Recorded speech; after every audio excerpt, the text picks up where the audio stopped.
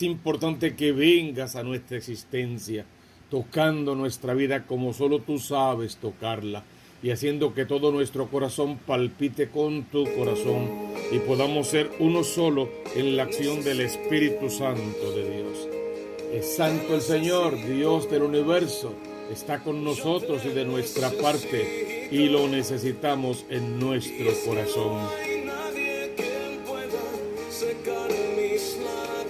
Hermanos, estamos celebrando la liturgia de la palabra del martes. Es martes en la semana sexta del tiempo de Pascua. Pronto estaremos celebrando, hemos dicho ya, dos grandes fiestas. La ascensión del Señor a los cielos, Jesús vuelve a la derecha de su Padre, y la fiesta grande de Pentecostés, Jesús cumple su promesa y envía al Espíritu Santo sobre nosotros. La liturgia de la palabra de hoy es muy interesante y es secuencia de lo que hemos estado leyendo. Vamos a ver rápido la primera lectura tomada de los Hechos de los Apóstoles en el capítulo 16, versos 22 al 34. En aquellos días la plebe de Filipos se amotinó contra Pablo y Silas. Mira, ya sabes que Pablo y Bernabé fueron hasta Jerusalén para presentar aquel problema que tenían. Se resuelve el problema realmente. Ellos son enviados de nueva cuenta para su próximo viaje misionero. Llevan a unos cuantos más con ellos para que les ayuden, entre ellos también va Silas. Silas y Pablo llegan a los pueblos de Europa. Básicamente es la primera vez que el Evangelio va a llegar a estos pueblos de Europa, en Filipos específicamente. Sabemos por la misma lectura que allí se conectaron con los grupos de oración que existían.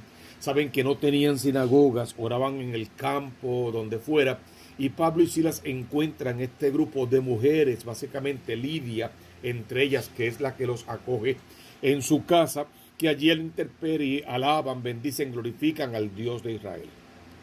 Por lo tanto, allí Pablo comienza su predicación con poder, encuentra sus primeras conversiones, lo aceptan en sus casas y en su corazón, y se dan, podríamos decir, los primeros bautismos. Y, por decirlo también de esta manera, mujeres son las primeras que se van a bautizar. Luego de esto hay un problema porque esta gente llegó y con esta nueva religión están como que socavando nuestras creencias, nos están haciendo la competencia, están ganando terreno y esto no está bien. Por lo tanto se van contra Pablo y Silas con violencia, con fuerza. En esta ocasión los meten a la cárcel, me imagino no sin antes darle una buena paliza, los meten a la cárcel. Ahí los dejan porque ellos tienen mucho miedo. ¿Miedo de qué? El mismo miedo que sentían las autoridades judías cuando Jesús predicaba. Y cuando Jesús les decía que el pueblo romano vendría y les iba a destruir su templo. Lo que les daba más miedo no es que el templo se destruyera, es que ellos perdieran su poder político, su poder religioso, su condición económica de privilegio, la capacidad que tenían para manipular al pueblo ignorante en cierta manera. De eso era de lo que verdad tenían temor y por eso Cristo no les simpatizaba. Lo mismo se está repitiendo más o menos ahora con Pablo, con Silas, con Bernabé y con todos los demás. Representan un peligro no tanto para su religión, porque en fin de cuentas su religión, si aceptara lo que está sucediendo, subiría de categoría. Se volvería la verdadera religión que Dios quería y que el pueblo necesita.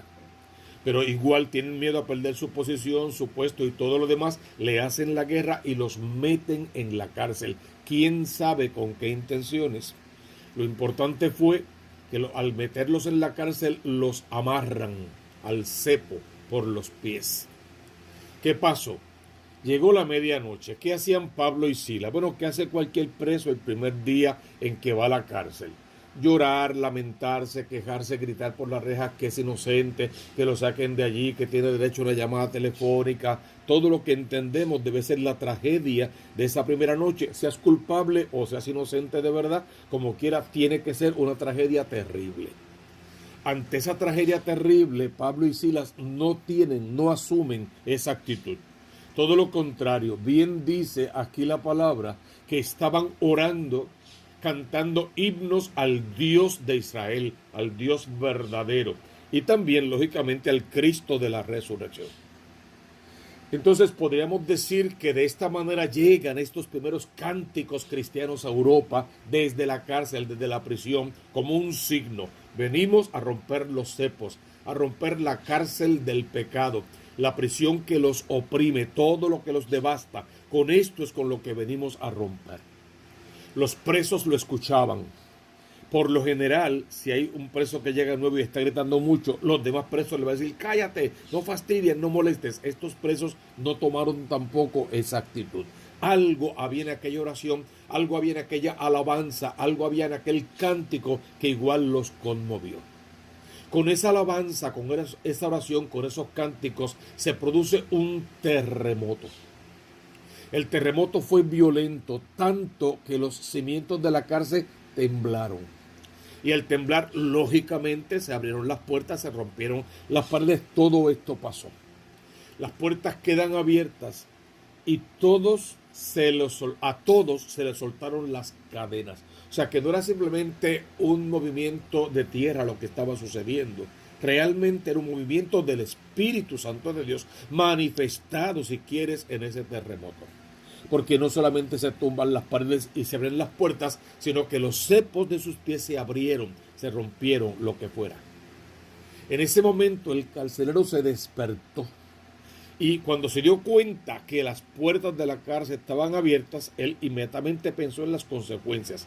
Si estás a la puerta de la cárcel y eres responsable de los presos y los presos escapan, tú vas a pagar de la manera que sea, tú y tu familia también. Alguien tiene que pagar por esta negligencia. Por lo tanto, él asume lo que cree que es la solución, pero que es una salida farsa. ¿Qué solución? Quitarse la vida, suicidarse, siempre salida farsa. Cuando él está intentando eso, Pablo desde adentro le grita, no hagas eso, todos estamos aquí. Y fíjense qué hermoso esa respuesta de Pablo, todos estamos aquí. Todos estamos donde tenemos que estar y haciendo lo que tenemos que hacer. Y por estar donde tenemos que estar y por hacer lo que tenemos que hacer, el Espíritu de Dios ha descendido sobre nosotros y nos ha liberado. ¿Por qué Pablo y Silas, sobre todo ellos dos, no salen corriendo, son inocentes y se esconden para que no les pase nada? Porque si Pablo y Silas salen corriendo y se esconden, salvan su vida, pero dejan en peligro de muerte espiritual a todos los demás. Y para ellos era más importante salvar aquellas almas que salvar su vida. Ese orden de prioridad en las cosas del Espíritu es fundamental. Jesús pudo haberse bajado de la cruz y salvar su vida. Hoy día la humanidad no tendría un Salvador. Pablo y Silas pudieron haberse ido y esconderse. Y hoy día este evangelio no se estaría predicando con el poder que amerita esta lectura. Se quedan allí, dan la cara. Y ante esa situación, la misma pregunta que le hicieron a Jesús, la misma pregunta que le hicieron a Pedro, la misma que le hacen ahora a Pablo y la misma que nos hacen a ti y a mí constantemente o que tal vez tú y yo alguna vez hemos hecho. No te hagas daño. El carcelero pidió una lámpara, saltó dentro, se echó temblando a los pies de Pablo y Silas, los sacó afuera y les preguntó, he aquí la pregunta, señores, ¿qué tengo que hacer para salvarme? Fíjate, el miedo de él era que se hubiesen salido afuera, que se hubiesen escapado. O se da cuenta de que no, él mismo los saca afuera, a cada uno según lo que cada uno merece, y estos no merecen estar encarcelados. El mismo carcelero, a costa de su propia vida, los saca afuera. Y al sacarlos afuera, al verlos libres, les suplica que les regalen un poco de esa libertad. Seguramente él también escuchó los cánticos y las oraciones y las alabanzas y vio la libertad con la que estos presos vivían, la libertad en el Espíritu, y de esa libertad era que él quería participar. El que estaba afuera ahora quiere estar adentro en la acción del Espíritu.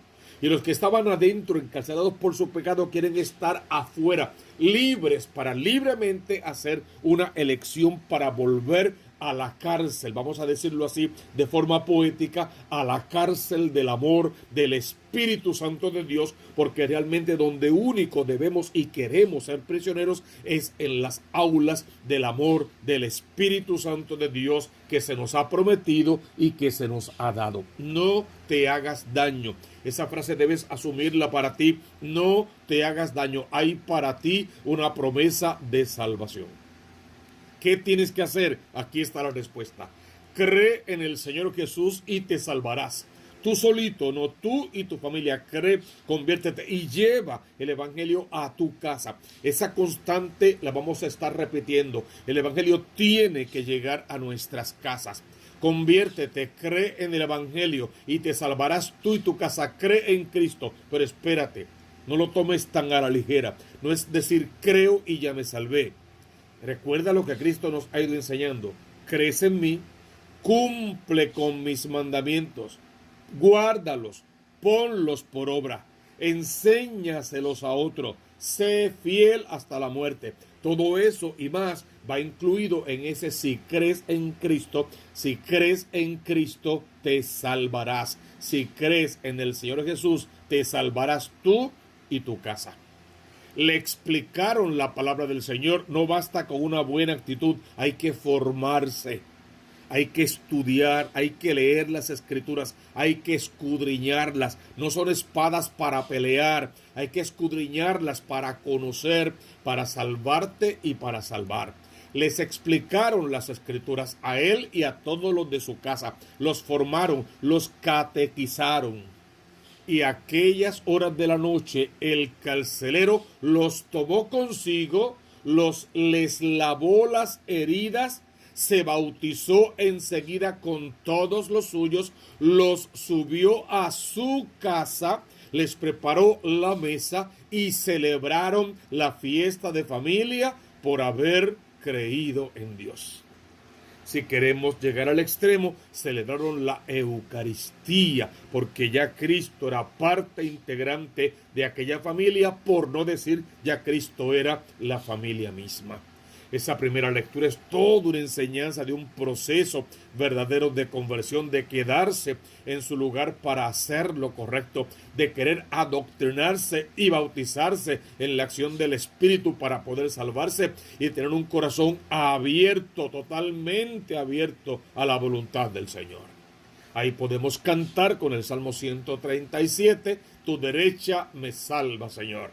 Claro, siempre esa mano derecha de Dios es la mano misericordiosa, la mano que salva, la mano que redime, la mano que acoge, que atrapa, que levanta en brazos y que cuelga cerca del corazón.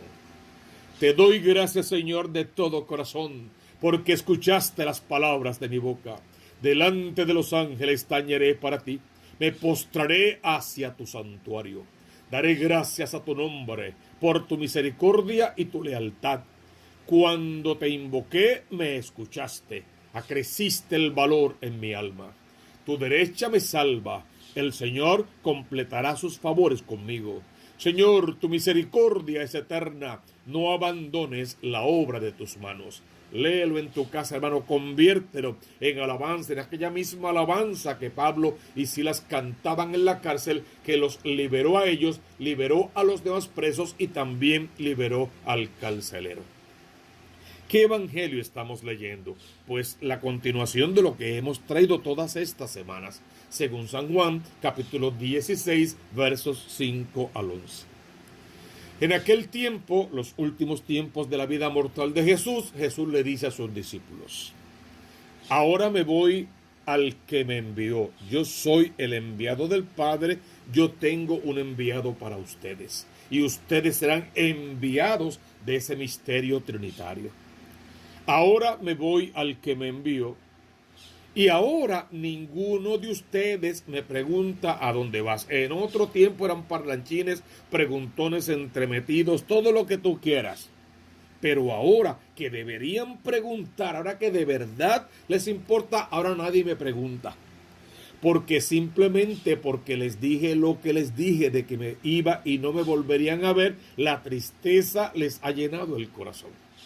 Pues no dejen que la tristeza les invada, porque les predico un evangelio de la alegría de vivir conociendo al Mesías y cumpliendo con su santa voluntad. Sin embargo, y a pesar de su tristeza, les digo la verdad. Les conviene que me vaya, y aquí está el centro de este evangelio. Porque si yo no me voy, si me quedo para siempre con ustedes, no vendrá a ustedes el que necesitan de ahora en adelante. Porque el que necesitan es al Paráclito, al defensor, al que los sostendrá, al que santificará, guiará, dirigirá, cuidará, custodiará la iglesia verdadera, la santificará en la acción de sus 7 dones. Les conviene que me vaya, es urgente, para que venga el Paráclito, el Consolador, el Espíritu Santo de Dios, y en otro texto va a decir, les enseñe todo lo que tienen que saber. Y cuando venga Él, 3 cosas importantes van a pasar. Va a dejar convicto al mundo. Convicto acerca de un pecado, acerca de una justicia y acerca de una condena. ¿Por qué de un pecado?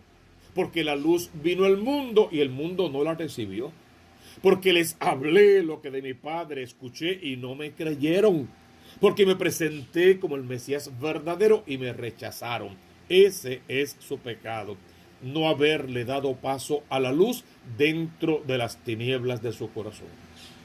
Va a quedar convicto de una justicia, porque en mi persona, la persona del Mesías, se va a hacer justicia. Volveré y me sentaré a la derecha de mi Padre, desde donde les enviaré al Espíritu Santo de Dios y desde donde volveré a levantar mi iglesia. No lo dice aquí, pero es algo que todos conocemos. Por eso quedará convicto por una justicia, porque se le hará justicia al justiciero, a quien en su momento vendrá a implantar la justicia y el derecho.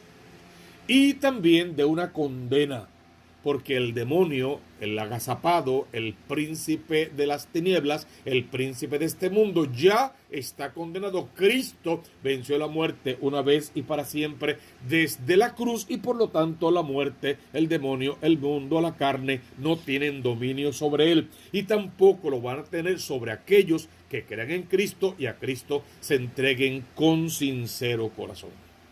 Tenemos que pedirle al Señor que, tocando el corazón, nos mueva a la santidad y nos haga vivir su presencia, nos deje conocer su poder y nunca jamás nos apartemos de su infinita misericordia. En fin de cuentas, el Espíritu Santo, que es promesa, tiene una misión conjunta con el Hijo. El Hijo y el Espíritu Santo, lógicamente, también con el Padre, tienen una misión conjunta. Aquel al que el Padre ha enviado a nuestros corazones, el Espíritu de su Hijo. Lo podemos leer en Gálatas 4:6. Ese es realmente Dios. Es consustancial con el Padre y el Hijo. Es inseparable de ellos, tanto en la vida íntima de la Trinidad como en su don de amor por el mundo. Pero al adorar a la Santísima Trinidad vivificante, consubstancial e indivisible, la fe de la Iglesia profesa también la distinción de la persona, o mejor dicho, de las personas. Cuando el Padre envíe su verbo, envía también su aliento. Misión conjunta con la que el Hijo y el Espíritu Santo son distintos pero inseparables.